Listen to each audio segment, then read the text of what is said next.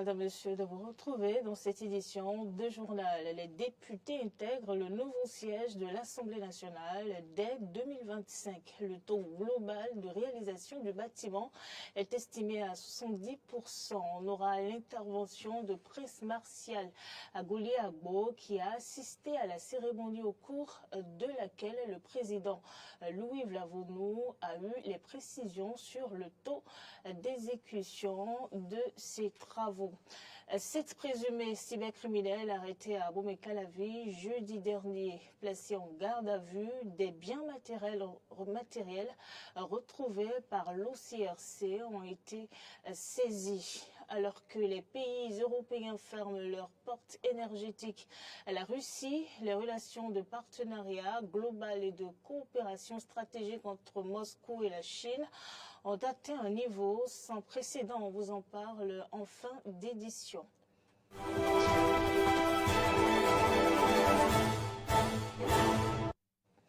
À nouveau, bonsoir. Merci d'avoir pris le rendez-vous de l'information sur EDN TV. Le président de l'Assemblée nationale, Louis Vlavonou, était mercredi dernier sur le chantier de construction du nouveau siège du Parlement béninois. L'objectif principal était d'aller constater de visu le taux d'exécution des travaux à quelques jours de la finition des grosses œuvres. On fait le point avec Prince Martial Agbo. Le nouveau site de construction de l'Assemblée nationale évolue-t-il comme cela se doit? Les travaux de construction sont à l'heure actuelle à quel niveau sur le chantier? Le président de l'Assemblée nationale, Louis Vlavonou, est allé mercredi 18 octobre 2023 sur le chantier pour constater de visu ce qui se fait. Au terme de la visite guidée et d'explications bien fournies, une séance de travail a eu lieu à la salle de conférence de la China State Construction Energy Corporation, l'entreprise à charge de l'exécution du projet. Pour Ninon Arwandino, chef de la cellule de suivi et évaluation à la Société immobilière et d'aménagement urbain (SIMO), maître d'ouvrage délégué du projet, la dernière visite remonte au mois de juillet avec un taux d'exécution de 56%. Mais cette nouvelle visite a permis de constater un taux global d'avancement de 70%. On l'écoute. Nous sommes aujourd'hui à une date de fin probable projetée pour les grosses œuvres, qui est le 9 novembre normalement. Mais quelques difficultés ont fait qu'on va devoir prolonger. Mais comme vous l'avez vu, les travaux de grosses œuvres sont finis à presque 100%, 98% comme l'a dit le représentant de Corrèze qui a dirigé la visite tout à l'heure. Et nous avons eu des ressources à hauteur aujourd'hui de 1 milliard et le total décaissé à ce jour est d'environ 11 milliards, sachant que les travaux de grosses œuvres ont été visités tout à l'heure et nous sommes à un taux d'exécution physique de 110% aujourd'hui. En juillet, il était de 56%. Donc on a quand même une progression très importante entre les 3 derniers mois et le taux d'exécution financière est d'environ 69%.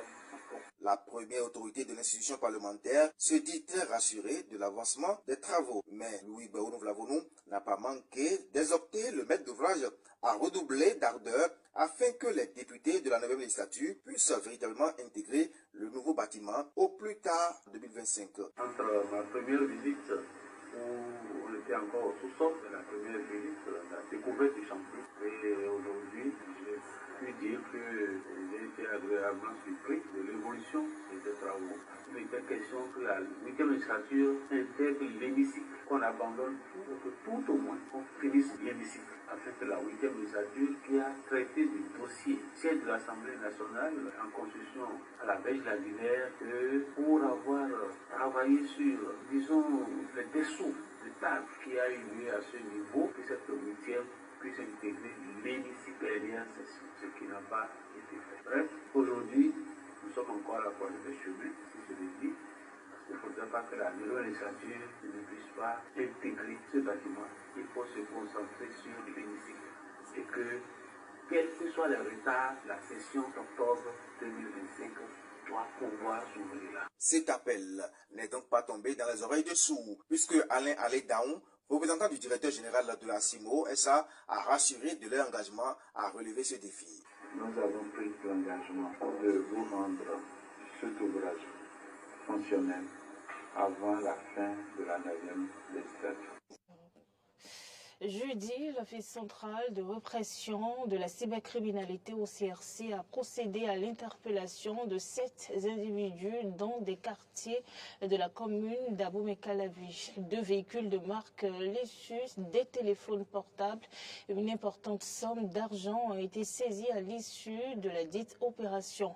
Les prévenus ont été placés en garde à vue en attendant leur présentation au procureur spécial près la Cour de répression des infractions économiques et du terrorisme et de lutte contre le terrorisme CRIET.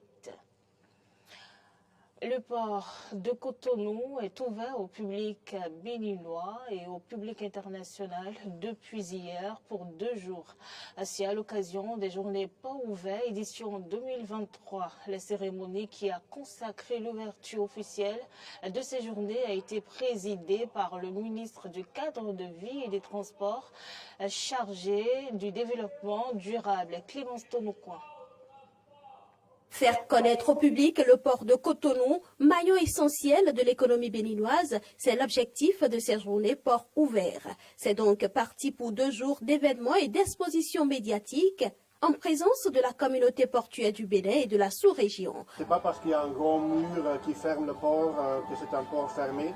C'est en fait un port pour le public, ça sert le public et on veut montrer à l'intérieur qu'est-ce qui se passe dans le port.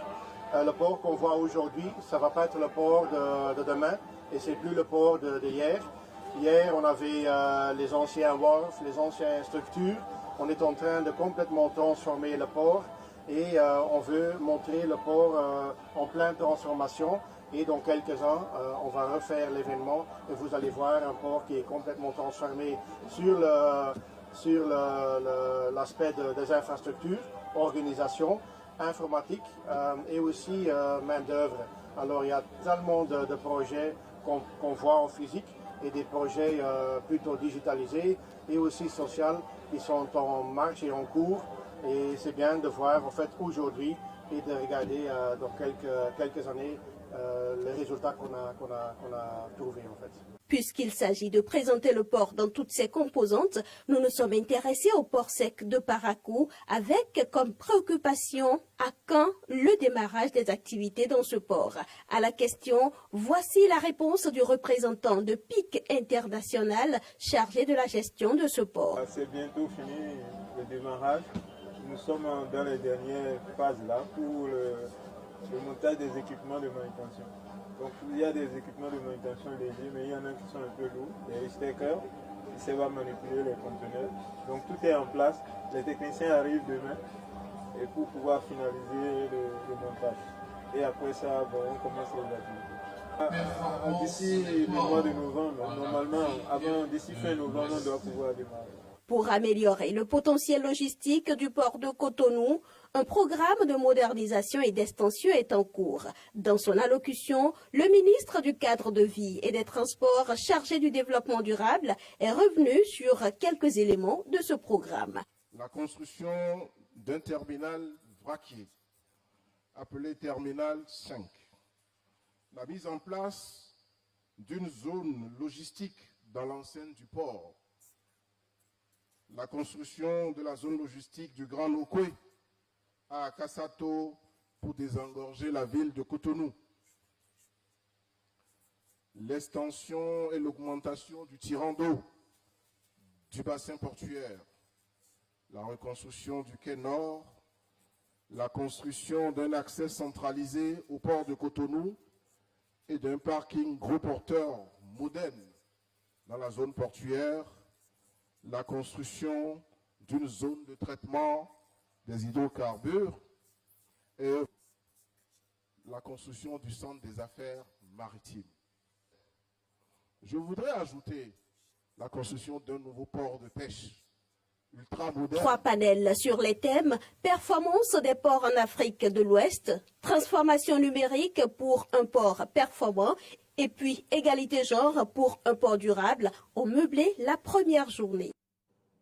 Voilà, ces journées ports ouverts prennent fin aujourd'hui. Intéressons-nous à présent à l'éducation scolaire des personnes vivant avec un handicap au Bénin. Le Bénin fait des efforts assez remarquables dans ce domaine. En témoigne la prise de décret récemment en faveur de cette couche de la société. Dans un premier épisode sur l'éducation des sourds au Bénin, nous avions parlé des curricula. Dans cet autre épisode, qui est le deuxième, Clémence Tonoucoin abordera les différentes difficultés. Suivez plutôt. La tâche n'est pas souvent aisée pour les enseignants de l'école béninoise des sourds. Pour construire un savoir chez un enfant handicapé auditif, l'enseignant a besoin d'un peu plus de temps que dans une école ordinaire. Les autorités en charge de l'éducation, conscientes de cette réalité, ont pris des mesures spéciales pour la composition de l'examen du certificat d'études primaires CEP. L'enfant qui a une déficience auditive est plus ou moins diminué. Ça fait qu'ils ont souvent un retard pour acquérir le savoir. Cette déficience nous empêche à nous, enseignants, d'évoluer dans le programme comme nos collègues qui sont dans les écoles ordinaires. Puisque là où eux, ils font 1 heure pour passer un message, pour faire construire le savoir à l'enfant, il nous faut 1 heure plus 20 minutes minimum pour atteindre le même niveau. Les autorités ont bien compris cet aspect, et ce qui les a amenés quand même à ajouter ces 20 minutes chaque fois aux épreuves que nous composons à l'examen du CEP par exemple. Initialement implantée au quartier Vedoko dans le 10e arrondissement de la ville de Cotonou, l'école a plutôt ouvert ses portes cette année scolaire au quartier Akogbato en raison des travaux de réfection en cours sur le site de Vedoko. Ce déplacement est un autre problème pour l'école. C'est la seule école publique qui accueille les enfants malentendants, les enfants à déficience auditive au Bénin. Ce qui fait que les enfants qui nous viennent quittent très loin pour accéder au savoir. Mais si rien n'est fait, nous risquons d'ici là de ne plus avoir des enfants. Parce que les parents ont commencé par crier pour dire la distance est trop, la distance est trop, la distance est trop. Parce que aussi, les enfants quittent parfois le nord. Puisque nous sommes à Cotonou, il y en a qui quittent le nord. Et puis les parents viennent négocier avec des parents d'autres personnes à Cotonou pour placer les enfants. Nous étions à Vedoko et cette année, on a déplacé l'école pour Akogbato puisque l'école devait être reconstruite à Vedoko. Donc, ceux qui étaient placés auprès des gens à Vedoko aujourd'hui ont des difficultés pour venir à Akogbato. Reconnaissant envers le chef de l'État pour tous les efforts consentis pour le mieux-être des personnes handicapées, le directeur Bienvenu Komaklo fait quelques doléances. En temps, nous avons demandé et nous continuons par demander aux autorités de nous aider à avoir un internat dans l'école pour que ceux-là qui viennent de très loin puissent être hébergés là et aller facilement à l'école. Et nous souhaitons aussi que l'État puisse continuer par nous appuyer. Et nous souhaitons que l'État pense réellement à professionnaliser cette école, puisque nous avons de grands enfants aussi et qui sont aptes à faire des petits métiers. Puisqu'il y en a qui n'arrivent pas à évoluer correctement. Si nous prenons simplement l'académie, il y en a qui ont des difficultés, mais qui sont aptes à faire des travaux manuels. Si le ministère, notre ministère de tutelle, peut installer de petits ateliers dans l'école, je crois que ça peut aider ces enfants-là à avoir une orientation digne du nom.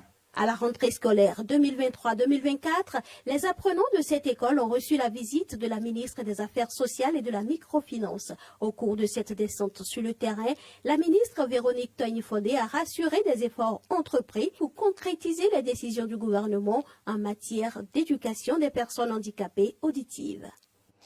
Et puis une brève en interactualité avant de mettre un terme à ce journal. La Chine représente aujourd'hui le principal partenaire énergétique de Moscou. Les Européens lui ayant quasiment entièrement fermé son marché du gaz. Le président Vladimir Poutine s'est félicité jeudi dernier au cours du 5e forum énergétique d'un niveau sans précédent de coopération énergétique entre la Russie, son pays donc, et la Chine. Voilà qui vient mettre un terme à ce journal. Merci madame, monsieur de nous avoir suivis. Bonne suite de programme.